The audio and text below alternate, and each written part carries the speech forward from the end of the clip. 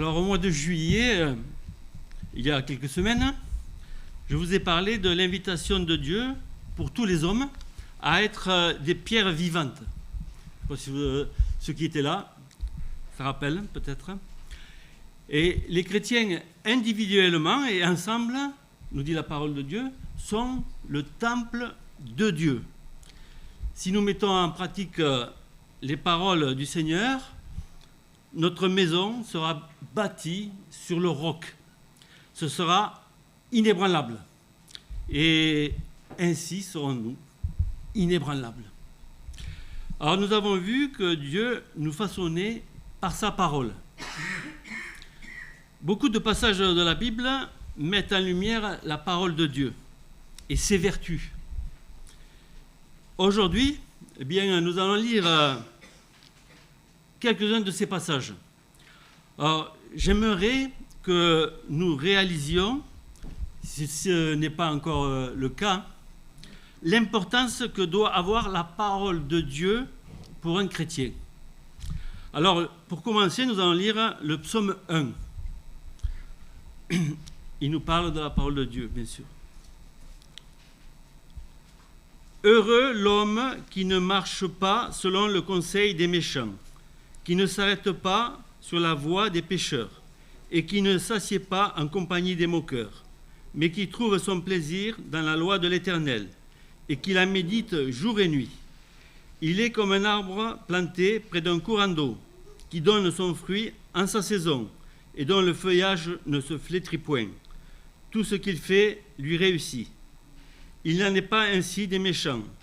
Ils sont comme la paille que le vent dissipe.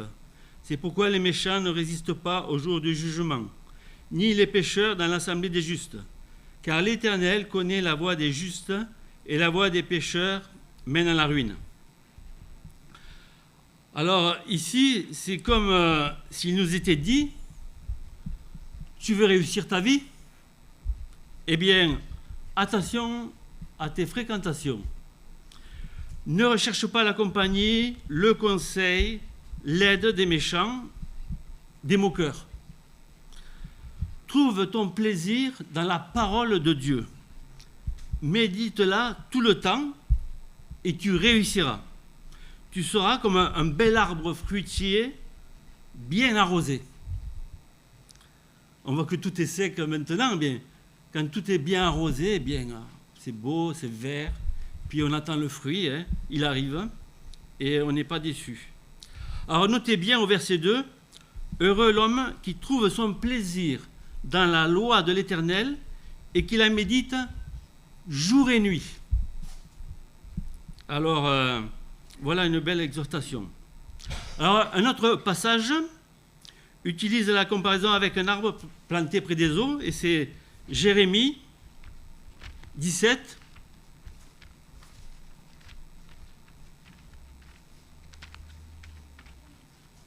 et versets 5 à 8. Jérémie 17, 5 à 8.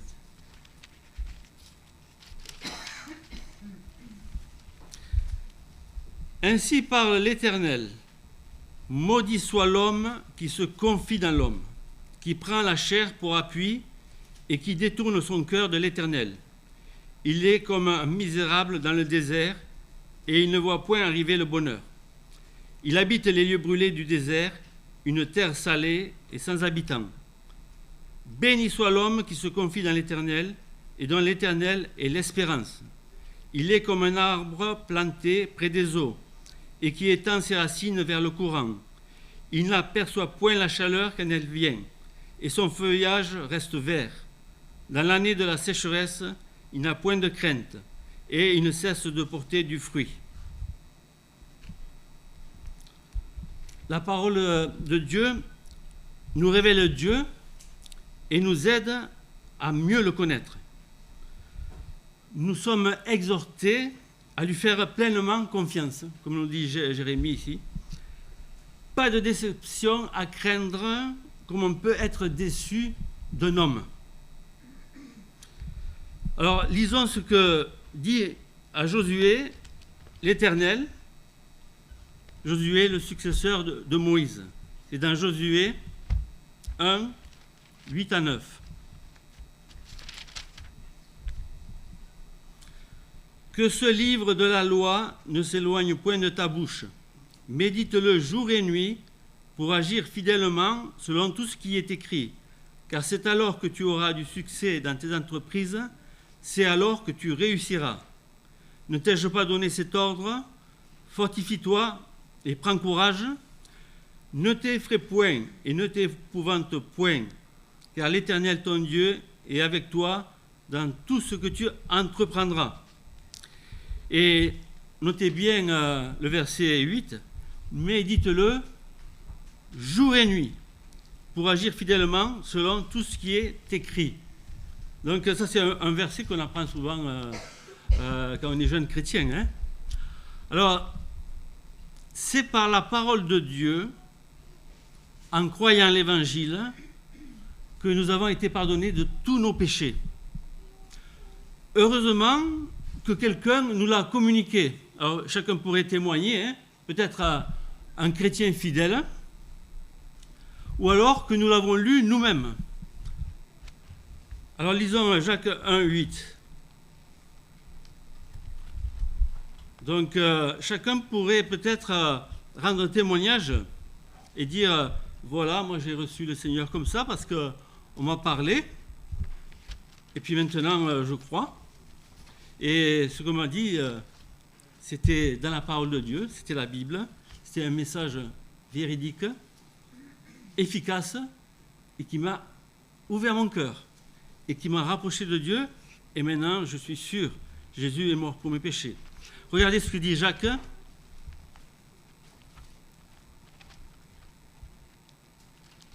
Au chapitre 1.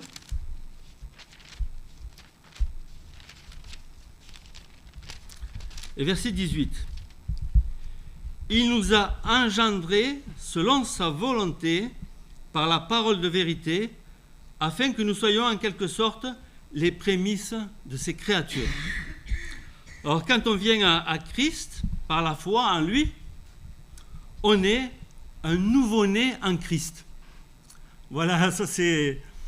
il n'y a pas longtemps, il y avait un nouveau-né qui était rentré avec ses parents dans ce lieu, et puis tout le monde disait « Ah, qu'il est mignon, ah, qu'il est gracieux ». Et donc, c'était ça.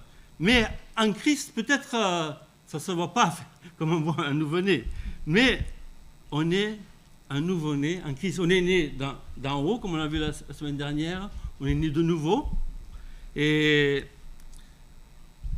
la parole, c'est de l'eau. Mais disons que, voilà, aussi, la parole est un lait. Un bébé, eh bien, a besoin de lait maternel. Alors, de nos jours, on préfère un lait de substitution qui lui ressemble, qui a les mêmes propriétés, mais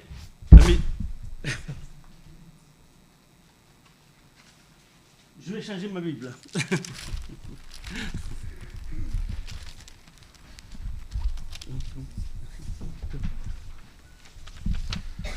Alors,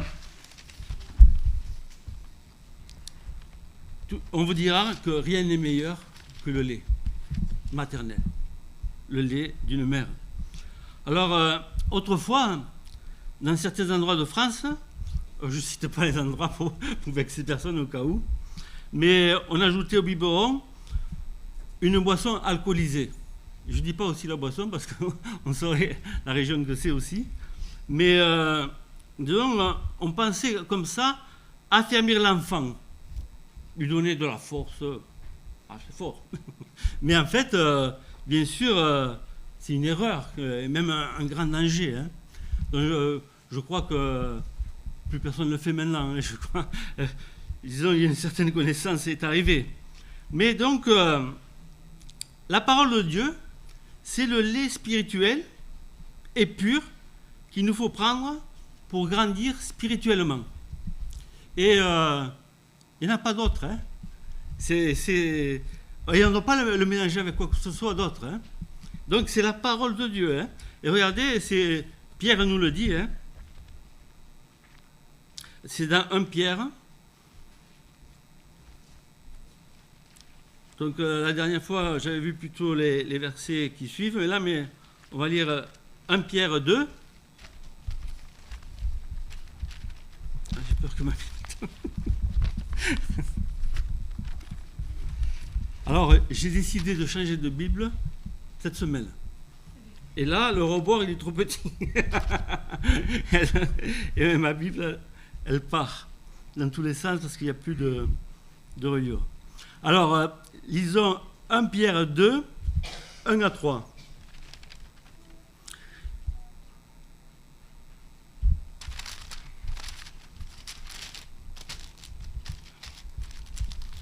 Excusez-moi, mais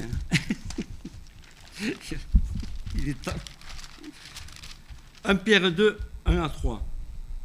Rejetant donc toute méchanceté et toute ruse, la dissimulation, l'envie et toute médisance, désirez comme des enfants nouveau-nés le lait spirituel et pur, afin que par lui vous croissiez pour le salut, si vous avez goûté que le Seigneur est bon. Et voilà ici ce qui nous est dit, c'est que nous devons désirer ce lait spirituel et pur. Alors, il faut se dire que la parole de Dieu est vraiment une nourriture qui nous est nécessaire chaque jour, et jour et nuit. Et donc, c'est quelque chose qui nous apporte tout ce qu'il faut pour être en communion avec le Seigneur Jésus. Alors, elle est aussi du pain, mais vraiment, on en a besoin. Alors, un bébé doit grandir, devenir un enfant, un ado, puis un adulte. Spirituellement, c'est la même chose. Pour cela, il faut bien connaître la parole de Dieu et la mettre en pratique. Alors, il faut suivre le conseil de Jacques. Regardez ce qu'il dit dans Jacques 1, 22 à 25. Mettez en pratique la parole et ne vous bornez pas à l'écouter en vous trompant vous-même par de faux raisonnements. Car si quelqu'un écoute la parole et ne la met pas en pratique, il est semblable à un homme qui regarde dans un miroir son visage naturel et qui, après s'être regardé, s'en va et oublie aussitôt comment il était. Mais celui qui aura plongé les regards dans la loi parfaite, la loi de la liberté, et qui aura persévéré, n'étant pas un auditeur oublieux, mais se mettant en œuvre, celui-là sera heureux dans son activité. Voilà, ça c'est merveilleux. Ce coup de pouce pour nous éclairer, pour nous dire, attention, peut-être vous connaissez bien la parole de Dieu, mais il faut la mettre en pratique. C'est ça qui est important. Alors regardez le reproche que Paul fait aux Corinthiens. 1 Corinthiens 3, 1 et 2.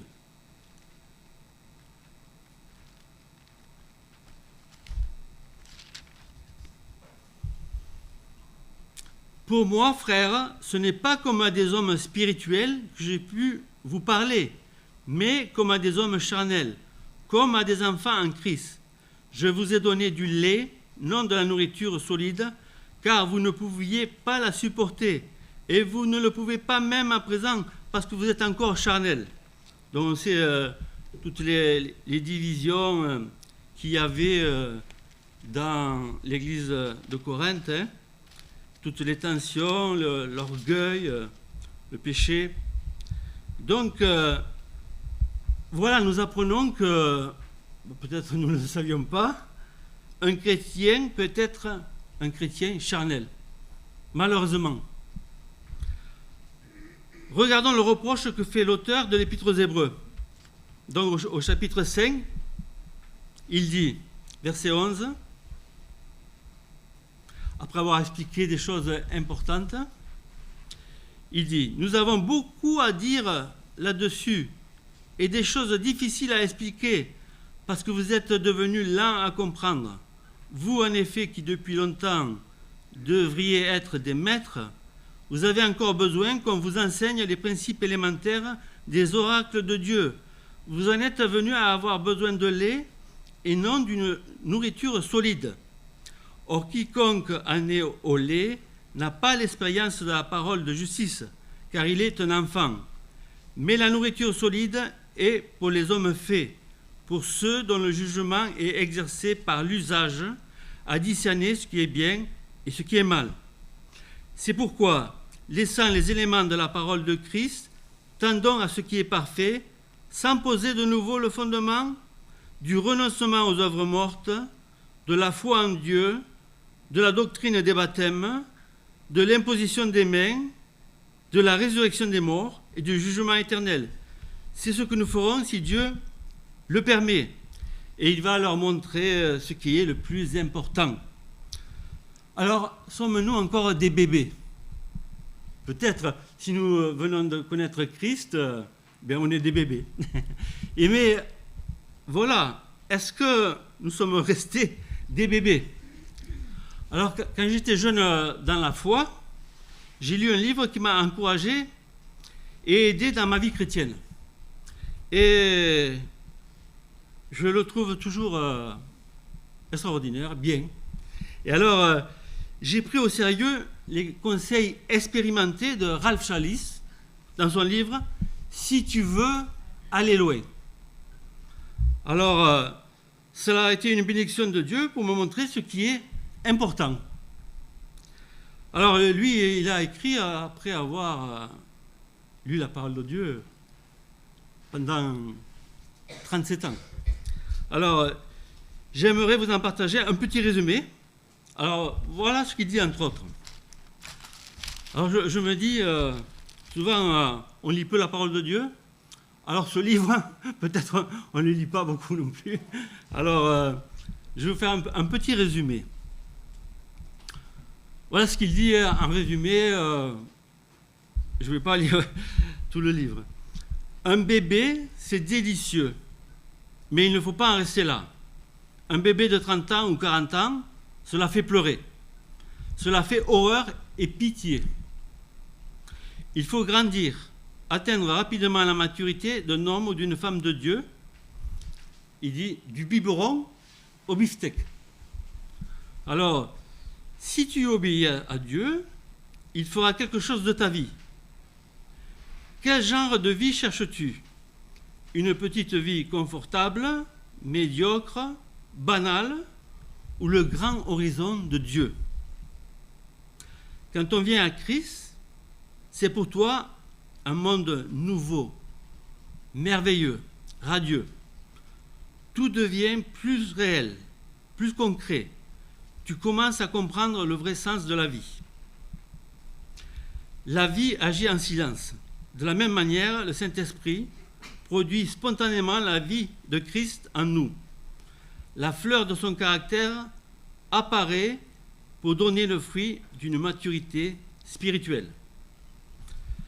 L'Esprit de Dieu cherche à te révéler le Christ. Ensuite, il cherche à l'exprimer à travers toi. Une fois que tu as accepté la lumière, tu deviens toi-même une source de lumière. Dieu commence à briller au travers de ta vie. Tu deviens le reflet de son amour. Le chrétien charnel est comme un bébé encore au biberon. Le bébé spirituel est à l'ABC, alors que l'homme fait, le chrétien adulte, peut discerner entre le bien et le mal, et il est capable d'instruire d'autres personnes concernant les choses de Dieu.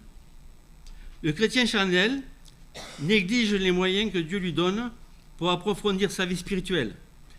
Il reste toujours faible, ballotté et attiré à droite et à gauche par toutes sortes de choses qui ne profitent pas. Jésus dit que le Saint-Esprit, en venant parmi les croyants, aurait comme but de faire connaître le Christ. La seule satisfaction réelle de l'homme consiste à faire la volonté de Dieu, c'est-à-dire faire connaître le Christ au monde. La vie spirituelle devient une succession d'actes de foi. Nous vivons dans une dépendance constante de Dieu. Ayant commencé par la foi, nous continuons par la foi. On suppose trop souvent qu'on peut réussir la vie spirituelle malgré un certain laisser-aller. Nous ne pouvons rien espérer de la vie spirituelle sans un engagement de notre être entier, de nos facultés et de nos moyens.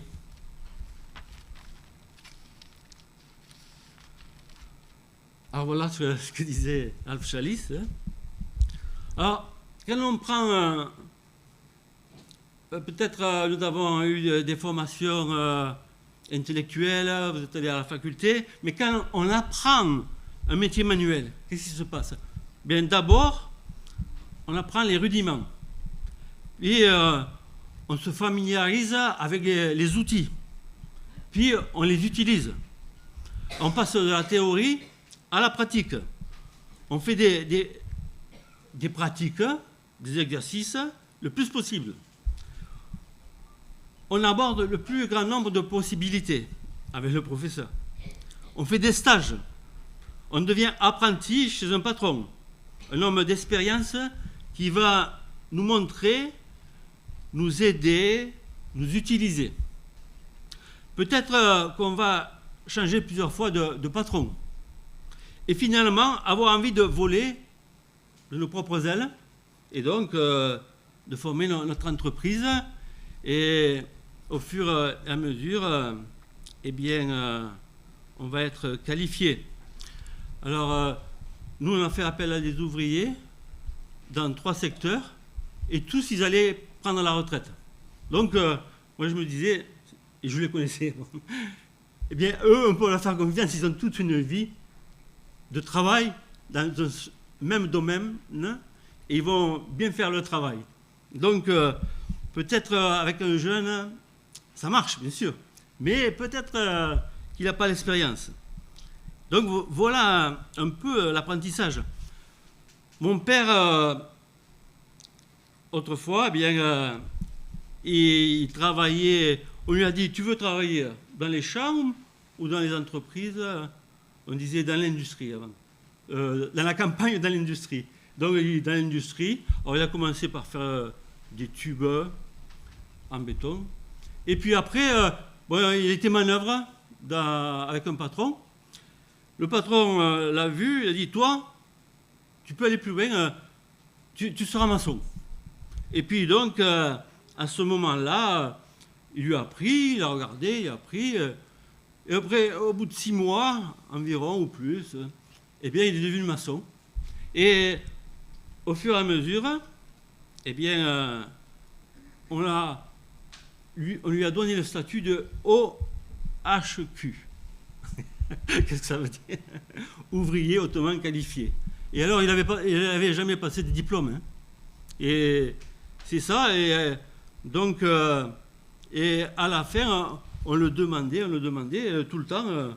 Et non seulement ça, mais parce qu'il ne faisait pas payer beaucoup non plus. Et alors, il me disait que quelquefois, dans des réparations, il se trouvait face à des choses qui avaient été déjà fabriquées, mais qui n'allaient pas, il fallait restaurer. Et il ne trouvait pas comment faire. Alors, il ne dormait pas la nuit. Il réfléchissait, puis il s'endormait. Puis le lendemain, il se réveillait et dit, ça y est, j'ai la solution. Pourquoi? Parce qu'il avait l'expérience des choses de la maçonnerie. Et donc, même quelque chose de nouveau, eh bien, il arrivait à le maîtriser parce que eh bien, cette expérience bien, le remplissait de savoir-faire. Alors, voilà, ça s'appelle mettre en pratique ce que l'on a appris. Alors, à l'école, on nous encourage à lire les grands auteurs. Hein. Peut-être Victor Hugo. Alors moi, Victor Hugo, j'ai lu que quelques poèmes, mais on connaît tous parce qu'on a vu des films, Notre-Dame de Paris. je veux pas, même je connais pas, hein. Mais si vous lisez Victor Hugo, c'est une langue merveilleuse, avec des mots merveilleux, des phrases belles, et l'histoire super. Le Comte de Monte Cristo, je crois, c'est de lui. Hein. Alors, quand j'étais en licence d'espagnol, je devais lire Don Quichotte. Alors, si on ne lit pas Don Quichotte en espagnol, ben voilà, on a 0, comme moi. J'ai passé la licence sans lire Don Quichotte, ça n'a pas marché. Hein. Donc, c'est un grand auteur, comme Molière a matérialisé la langue française. Eh bien, Cervantes, qui a écrit Don Quichotte, eh bien, c'est la référence dans la langue espagnole, comme Shakespeare en anglais, comme Goethe en Allemagne. Donc, il faut avoir lu ces personnes. Hein. Donc, voilà, et on nous encourage cela à l'école. À la télé, il y a un monsieur qui lit beaucoup, et chaque jour, il présente un livre à lire. Donc, ça dure 3 minutes environ. Et donc, quand il a fini d'expliquer le livre, alors que l'auteur soit connu ou non, lui il le connaît, il raconte le livre, je veux dire, on a envie de le lire, le livre. Et je me dirais, ah, tiens, j'aimerais avoir ce livre. Et chaque fois, je trouve tellement bien son explication qu'on a envie de lire le livre. Et c'est en plus, ça c'est pour entre parenthèses, il a fait la préface d'un livre d'une amie de Banyuls. Et donc, il est connu. Hein. Et donc, ça c'est pour des livres qui sont bien pour notre culture peut-être. Hein. Mais regardez, la Bible, elle est inspirée de Dieu. C'est le livre que Dieu nous a donné, écrit par une quarantaine de personnes différentes, durant près de 2000 ans. Hein. Et en fait, Dieu nous offre son livre et on hésiterait à le lire et à le relire pour en comprendre toutes les merveilles. Et Dieu vient de sortir son livre. C'est pas un scoop, ça? Dieu a écrit un livre pour les hommes. Peut-être il faut en faire la publicité. Oh non, ça ne m'intéresse pas. Les hommes ne sont pas intéressés. Quand je demande souvent à des gens, avez-vous lu la Bible? Oui, je l'ai lu quand j'étais petit. C'est pas vrai. Ils ont lu quelques pages, ils ont entendu quelques histoires. Vous savez, on peut entendre toutes les histoires de la Bible sans l'avoir lu. Hein. Et donc, Dieu vous offre son livre. C'est merveilleux. Il est à notre portée. On peut avoir les versions qu'on veut. Et nous le négligeons, nous ne le lisons pas. Nous faisons comme si c'était une épreuve de lire la Bible. Ah, moi, je peux vous dire que quand je commençais à lire la Bible, ce n'était pas une épreuve. Hein. Je l'ai dévorée. Hein. Et donc, je pense que c'est de la paresse spirituelle. On peut être paresseux. Hein. Alors, Ralph Chalice, il donnait 10% de son temps pour Dieu, soit à peu près un peu moins de 2h30 par jour. Malgré toutes ses activités, hein, il enseignait, il faisait beaucoup de choses. Hein. Eh bien, à partir du moment où il a donné 2h presque 30 de sa vie, eh bien, sa vie a changé. Et il préconisait de lire la Bible en 1 an. Alors, cela équivaut, et alors il a calculé, à 20 minutes par jour. Est-ce que nous n'avons pas 20 minutes par jour? Alors, environ 4 chapitres par jour et on la lit en 1 an. Alors, sans cette connaissance du texte entier, tu te prives de l'épée de l'esprit qui est Christ. Et il dit, tu limites sa révélation. Alors, il conseillait de lire la Bible une fois, 2 fois. Et puis de lire le Nouveau Testament une fois, 2 fois, et puis de lire le Nouveau Testament en même temps que l'Ancien, 3e fois, pour avoir une vue d'ensemble. C'était important.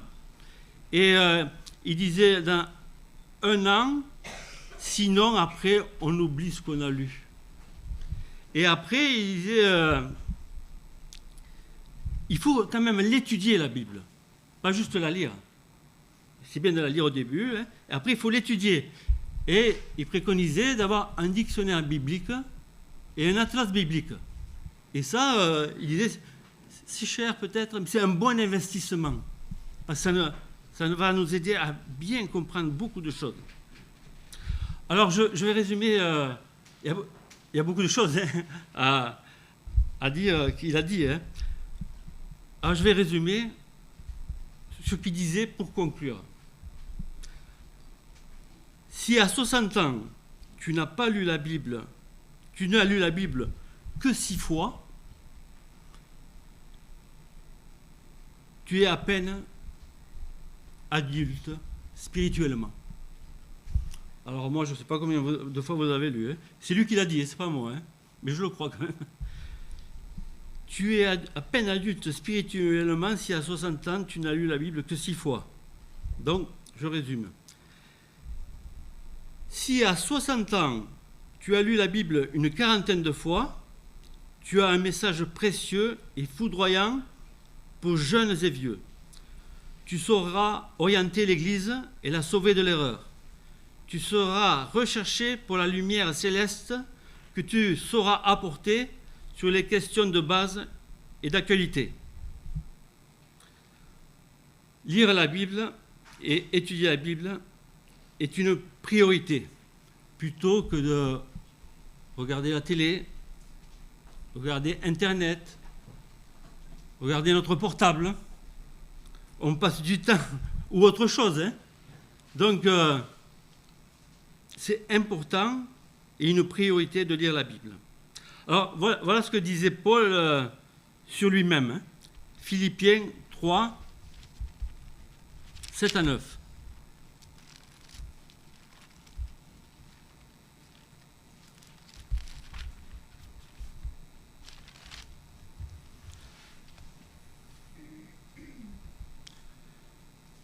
Mais ces choses qui étaient pour moi des gains, je les ai regardées comme une perte à cause de Christ. Et même je regarde toutes choses comme une perte à cause de l'excellence de la connaissance de Jésus-Christ mon Seigneur, pour lequel j'ai renoncé à tout. Je les regarde comme de la boue, afin de gagner Christ, d'être trouvé en lui, non avec ma justice, celle qui vient de la loi, mais avec celle qui s'obtient par la foi en Christ, la justice qui vient de Dieu par la foi. Alors, il y a des choses qui sont faciles dans la Bible, mais il y a des choses qui sont compliquées. Hein. Et il y a des choses qui sont bonnes quand on commence, mais il y a d'autres choses qui sont bonnes quand on continue et qu'on persévère à chercher le sens. Hein. Alors, Ralph Challis, lui, il dit il faut lire la Bible en soulignant les versets d'une couleur par thème. Et il faut avoir un carnet pour prendre des notes aussi. Donc, et à un moment donné, eh bien, on a une liste, on a en fait une chaîne de référence. Alors, je me rappelle que mon directeur d'institut, il était dans une église et on devait prêcher et personne n'était prêt, je ne sais pas quoi. Et il y avait Ralph Challis. Et à un moment donné, et ça c'est le directeur, hein, c'est un souvenir que j'ai, et il a dit, Ralph Challis a ouvert sa Bible, il a regardé 1 minute ou 2, puis s'est levé, et il a donné un message merveilleux. Alors, voilà, en fait, chacun est identique devant Dieu, hein. Bien sûr, nous avons des dons différents, mais pour la connaissance, nous devons être les premiers. Et personne ne peut être au-dessus de vous. C'est à chacun de nous à vouloir lire la parole de Dieu, à ne pas la négliger. Il y a tellement de choses qui nous empêchent de lire la Bible. Et vous savez que le temps passe, hein, et Rachel disait que à 60 ans, bientôt, après vous ne pourrez même pas la lire à cause de la vue, même pas écrire, et vous ne pourrez rien faire, même pas vous rappeler certaines choses. Donc, il y a un temps pour tout, mais le temps est dès la jeunesse. Il est important de s'attacher à la parole de Dieu pour pouvoir la connaître et pour pouvoir la faire connaître. Alors, la parole de Dieu donne des choses importantes, mais ce qui est le plus important, eh bien, c'est de connaître Christ, l'amour de Dieu, de vivre pour Christ, de ressembler à Christ et de faire connaître Christ. Voilà le plus important. Alors, cherchons Christ dans les Écritures. Ne négligeons pas la parole de Dieu, comme non plus la prière et la communion fraternelle. Mais ça, c'est un autre sujet. Alors, je vais terminer par deux passages dans Éphésiens.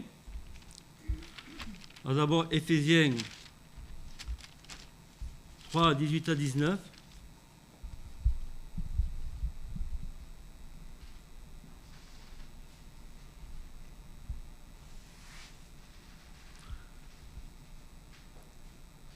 Afin que vous puissiez comprendre avec tous les saints quelle est la largeur, la longueur, la profondeur et la hauteur, et connaître l'amour de Christ qui surpasse toute connaissance, en sorte que vous soyez remplis jusqu'à toute la plénitude de Dieu.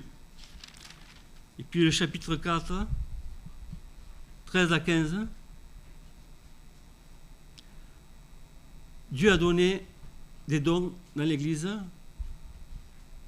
pour l'édification du corps de Christ, jusqu'à ce que nous soyons tous parvenus à l'unité de la foi et de la connaissance du Fils de Dieu, à l'état d'homme fait, à la mesure de la stature parfaite de Christ. Ainsi, nous ne serons plus des enfants flottants et emportés à tout vent de doctrine par la tromperie des hommes, par leur ruse dans les moyens de séduction, mais en professant la vérité dans l'amour, nous croîtrons à tous égards en celui qui est le chef, Christ. Alors, je vous donne rendez-vous dans 60 ans. Et je pense, et j'espère que vous aurez lu au moins 40 fois la Bible. Nous allons prier. Oui, Père Céleste, merci pour ta parole. Merci parce que tu nous l'as donnée pour que nous croissions par elle, croissions dans ta connaissance. Seigneur, merci pour avoir implanté la foi dans notre cœur, pour pouvoir espérer toujours en toi et avoir accès au trône de la grâce, pour trouver grâce dans tous nos besoins. Merci Seigneur parce que tu es notre souverain sacrificateur, tu es notre médiateur, notre avocat. Merci Seigneur parce que avec toi nous pouvons toutes choses. Et Seigneur, nous te demandons de nous aider à persévérer jusqu'à ce que tu reviennes. Et je prie pour chacun de nous que tu nous aides à lire la parole de Dieu chaque jour, jour et nuit. Seigneur, que nous puissions la connaître, te connaître et faire connaître ton merveilleux évangile. Bénis ton Église, garde-la, purifie-la, qu'elle t'attende avec persévérance. Au nom du Seigneur Jésus-Christ. Amen.